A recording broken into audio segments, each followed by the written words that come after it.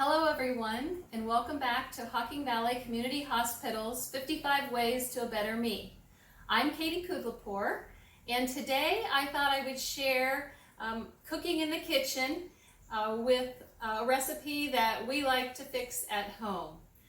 We call it curry fish or fish curry, and you can follow along today. We'll attach the recipe, and feel free to add a little bit more or take away a little bit according to your taste. But we'll get started.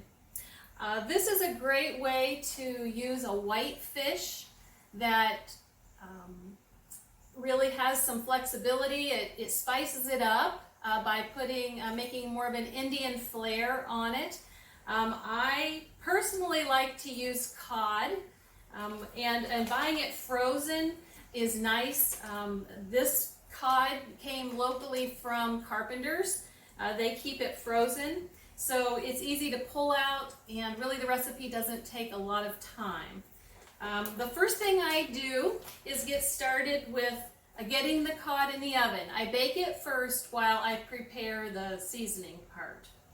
So I'm going to just use a little olive oil spray in the pan so that that doesn't stick. And I've already trimmed the plastic off of this. You can get your fish anywhere that you want. Again, I like using the frozen because it's flexible. I can pull it out when I'm ready. When we buy it fresh, we usually want to use it that first day or so.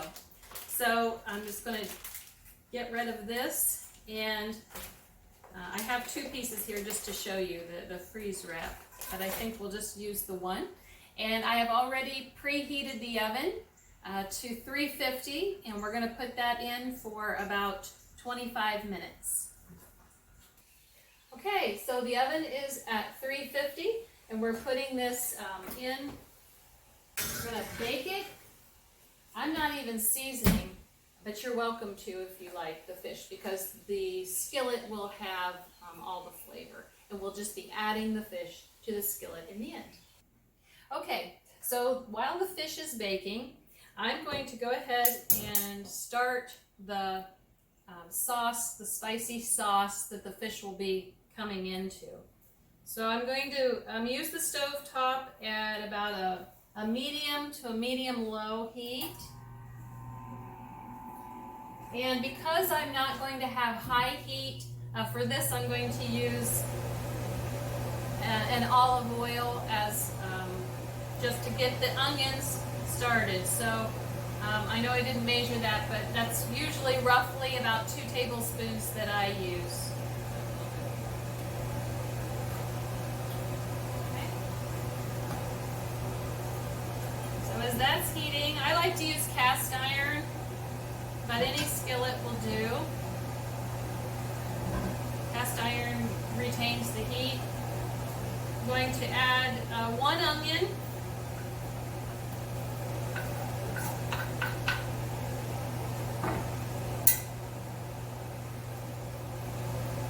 And 2 to 3 cloves of garlic. So I'm going to get that started, and we'll let that cook for about 2 to 3 minutes. Okay, so we have the onions and the garlic about browned now, just about right, when it just starts to look a little caramelized. I am now going to use some cumin seed. I know you can buy cumin powder, but the seed just adds a little bit more of a punch. So I've got about 2 teaspoons in my mortar and pestle. I'm going to just grind that just to loosen it up. And we're going to add that next to let that start to mesh with the flavors. Now this isn't going to ground clear down into powder, but it just starts to open up those seeds. In fact, they still look like seeds, but I'm going to put that in.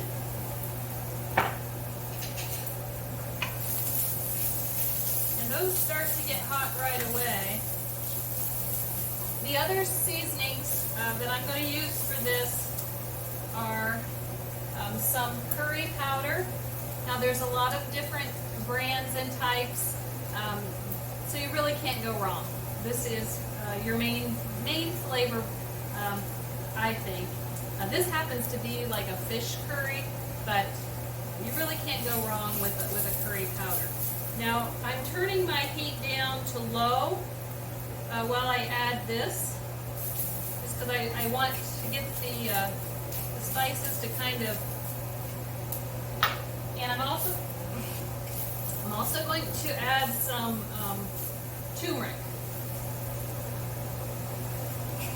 Now right after I add that, I'm going to add my tomatoes. So I just wanted to release the flavor and add the tomatoes. I use canned tomatoes. It's simple. I happen to have one no salt added and one regular diced tomatoes. Makes a nice. Again, when I added the seeds, I turned the heat down to low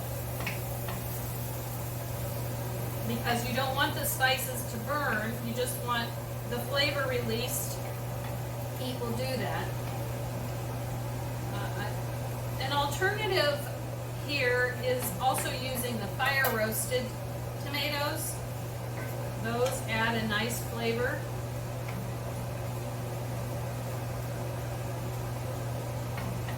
We use a lot of turmeric in our cooking.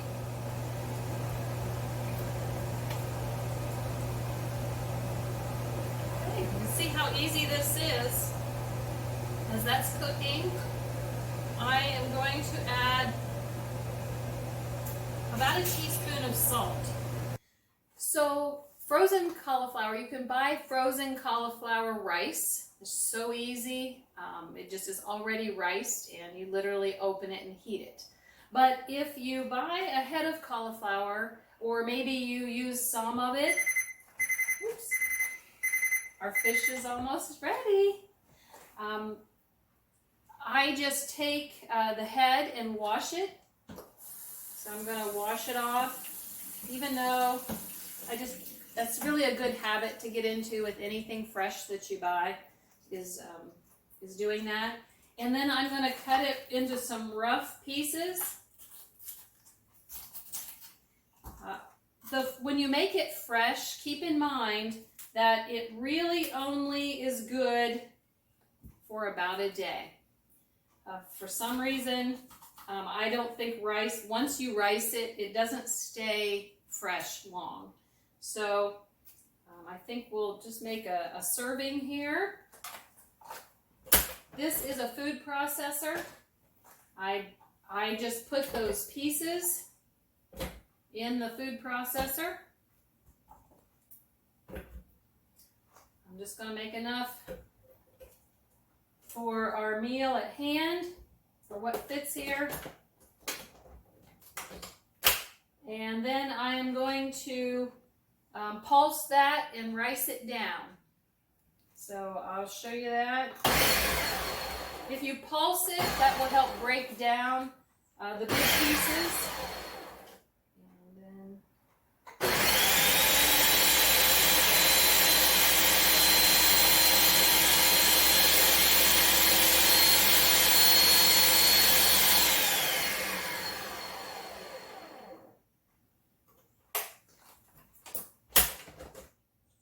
you want to be careful with the blade on these food processors. I always unplug it before I start in on it. But I want to show you the cauliflower. Literally, it just takes a minute or so to grind down. And then I like to microwave it. You're welcome to put it in a saucepan if you don't use the microwave.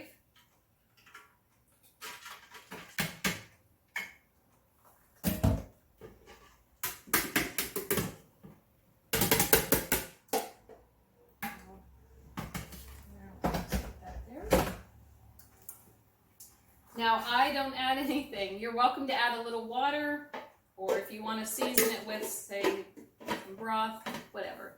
I'm just going to put it in the microwave for about 2 minutes. Okay, so the fish is done. It's been about 25 minutes. And this is the good part. Ooh, geez. This has been sitting just for a little bit, and we are going to add in the fish. So the fish kind of, just to make sure, you can kind of look and see if it's a little bit flaky with a fork, and it's perfect.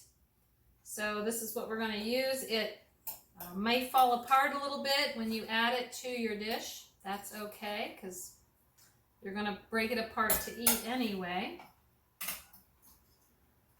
So I'm just going to remove it from the baking pan into the skillet. And then I just cover up the fish. I just kind of bury it. This is kind of a fun dish to make with kids too, because it's not too complicated. Although, depending on your desire for spiciness, just be careful with the curry powder, because it can be a little spicy. Now, if you like spice, then add more. The turmeric adds a little spice as well.